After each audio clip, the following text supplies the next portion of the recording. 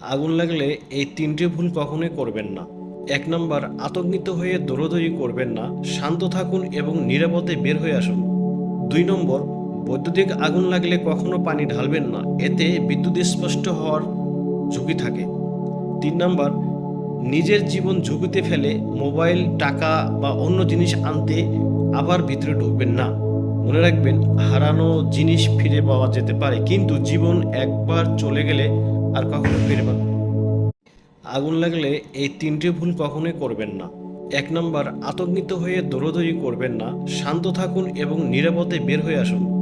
২ নম্বর, বৈদ্যুতিক আগুন লাগলে কখনো পানি ঢালবেন না, এতে বিদ্যুৎ স্পষ্ট হওয়ার ঝুঁকি থাকে। ৩ নম্বর, নিজের জীবন ঝুঁকিতে ফেলে মোবাইল, টাকা বা অন্য জিনিস আনতে আবার ভিতরে ঢুকবেন না।